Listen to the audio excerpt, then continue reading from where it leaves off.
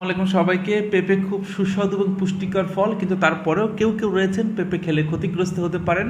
কারা তারা এবং কি কারণে ক্ষতিগ্রস্ত হতে পারেন সেটি আমার আজকের ভিডিওর মূল বিষয়। যারা খেতে পারবেন না, এক নম্বরে রয়েছেন প্রেগনেন্ট উইমেন, কারণ পেঁপের ল্যাটেক্স হচ্ছে ইউট্রাইন কন্ট্রাকশনকে খুব ট্রিগার করে ফেলে, যার ফলে আর্লি পেইন শুরু হতে পারে। তাছাড়া ইউটেরাসকে যে সাপোর্টিং মেমব্রেন রয়েছে সেটিকেও দুর্বল করে ফেলে, এবং এই দুটি কারণে প্রেগনেন্ট উইমেনরা পেঁপে খেতে নিষেধ করা হয়।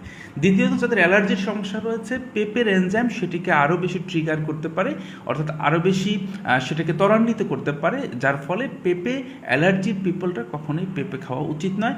3 নম্বরে রয়েছে যারা ডায়াবেটিক পেশেন্ট। অনেকেই বলেন যে ডায়াবেটিসের পেশেন্টদের জন্য তো পেঁপে ভালো, কিন্তু বিষয়টি রয়েছে যারা ডায়াবেটিক পেশেন্ট এবং যাদের হচ্ছে হাইপো হয়ে যাওয়ার টেন্ডেন্সি রয়েছে, অর্থাৎ মাঝে মাঝে সুগার অনেক নেমে যায়। মনে রাখবেন, শর্ত হচ্ছে দুটি। একটা হচ্ছে শুধু ডায়াবেটিক হলেই তারা পেঁপে খাবেন এরকম না।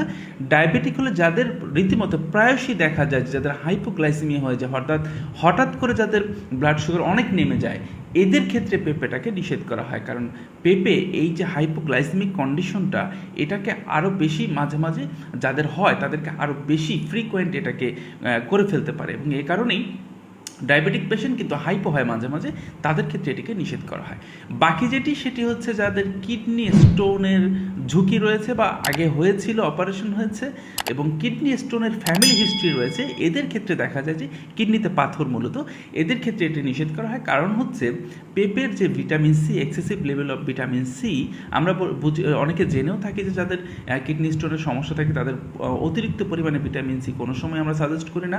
সো যাদের এই হিস্ট্রি রয়েছে কিডনির পাথর হওয়ার, তাদের এই ভিটামিন সিটা তাদের এটাকে আরও বেশি মানে হওয়ার টেন্ডেন্সিটাকে বাড়িয়ে দিতে পারে, এবং সে কারণেই আসলে তাদেরকে বলা হয় আপনারা পেঁপে খাওয়া থেকে বিরত থাকবেন। সর্বশেষ, অর্থাৎ আমি মোট 5টা শ্রেণীর কথা বলছি। সর্বশেষ যে শ্রেণী তারা হচ্ছেন যাদের ইরেগুলার হার্টবিটের সমস্যা রয়েছে, অর্থাৎ হার্টবিট আপস অ্যান্ড ডাউন হয়, রেগুলার যেরকম সবসময় একদম স্মুথলি চলার কথা চলে না, তাদের ক্ষেত্রেও এটা নিষেধ করা হয়। আর পাশাপাশি ইরেগুলার হার্টবিট যাদের সমস্যা নেই কিন্তু হাইপোথাইরয়েডিজমের সমস্যা রয়েছে, তাদের দেখা যায় যে থাইরয়েডের সমস্যা যাদের খুব বেশি, ওষুধ খেয়ে কন্ট্রোলে সবসময় রাখতে হয়, তাদের ক্ষেত্রে এই ইরেগুলার হার্টবিট হয়ে যাওয়ার টেন্ডেন্সি তৈরি করতে পারে হচ্ছে পেঁপে। সো এই হচ্ছে মূল বিষয়। পেঁপে খুবই সুস্বাদু হওয়ার পরেও আমি প্রায়শই বলি যে সব খাবার সবার জন্য উপকারী নয়।